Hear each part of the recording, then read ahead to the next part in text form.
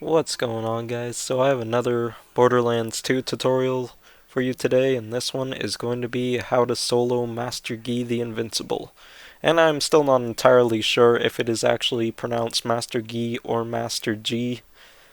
I call him Master Yi, but it doesn't matter. Anyway, he's not a very hard boss, but he does take quite a long time to do, so I'm going to get into the recommended equipment now.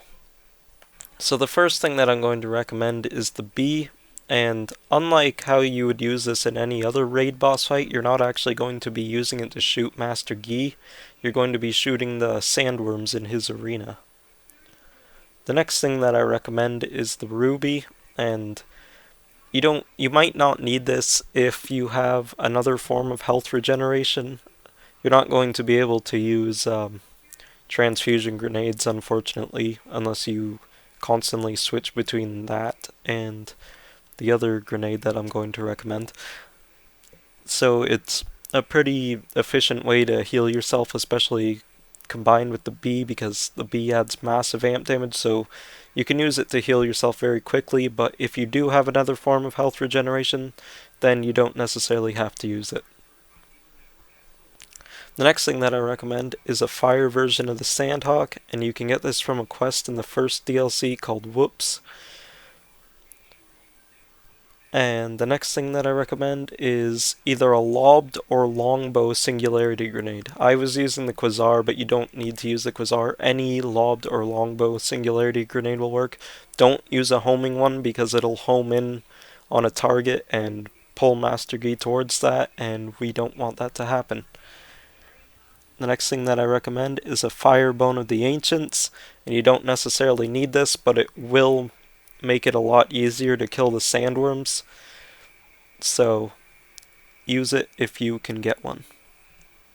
And the last thing that I recommend is either the legendary Siren class mod, which you can get from Loot Midgets, or you could also use the Slayer of Terramorphous. Use the legendary Siren if you have it, because it is the better of the two. The skill tree that you're going to be using is going to be quite a bit different from the ones that I normally use, mostly because this is more of a defensive battle than an offensive battle, because you're not actually going to be attacking Master Yi. The skill tree I'm showing you on screen is the one I used. It is by no means the best one, but if you don't have a skill tree that works better for you, then just use this one. It will work, and things that are important in it are Converge for the special effect to pull in your enemies, because you're going to be using that against Master Yi, and Ruin is the other mostly important one. The other ones there are either there for more defense or for more damage. Okay, I'm back with the actual gameplay part of this. So make sure you have the ruby and the bee equipped before you start the fight, and just attack him with anything, it doesn't matter. I just used my phase lock because you're not going to do much damage to him anyway. So what you see me do here is I use my phase lock on the sandworm, and then I wait for my shield to recharge, and then kill the sandworm, and the entire time you're just going to be trying to dodge the sandworm's attacks and Master Yi's attacks as well. So after you kill it, just run through the acid pool and get him to follow you into it, and get him to absorb the acid. So if the acid doesn't get completely absorbed, do what I do here and throw your singularity grenade by it, and it'll pull him on top of it, and he will probably absorb the last of it. You don't want to run on it again, because you will probably absorb the acid. And then you just repeat this process over and over again. But one thing that I noticed that a lot of people that do this boss fight make a mistake about is they think that as soon as somebody touches the center of the acid, it gets absorbed. That isn't true. The acid pool will slowly expand, and if somebody is standing on it, it will get smaller and smaller and smaller. but it doesn't actually get absorbed until it completely disappears. So you're just going to run through it and get him to follow you, and he usually does absorb it, but he might not. So if you see how the acid pool is really small like that, wait for it to get a bit bigger before you run through it. Like you see what I did there.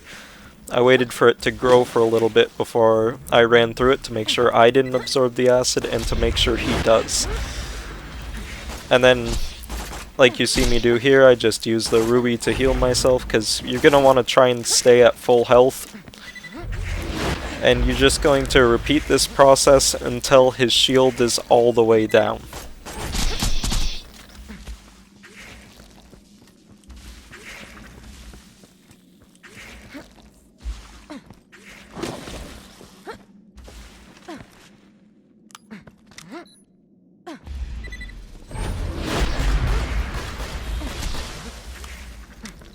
You saw his shield go all the way down, and then all of a sudden it just goes full again. Now as soon as you see it do that, it drains really fast the second time it comes up. All you want to do is run right behind this rock that's behind this gate, and you don't have to worry about anything anymore. Nothing can hit you while you're behind this rock as long as you're crouched. So you're just going to wait here for him to die. Now I'm going to fast forward the footage because it does take a long time for him to die, and I'll see you again when it's over. So he's just about to die now, and that took quite a while, probably around 20 minutes or so. The more pools of acid you have him absorb, the faster he will die. But anyway, that's all there is to it. It's a pretty boring boss fight, but if you just need to get it done, then that's all you have to do. And as you can see, he doesn't even really drop that much loot. He does drop a Seraph pistol for me, but there's nothing else really worthwhile there. I just grabbed some blue stuff to just sell it or whatever, and that's literally all there is to this boss fight. It's really easy. As long as you can avoid the sandworm's attacks, then you'll be perfectly fine. And I will see you guys next video.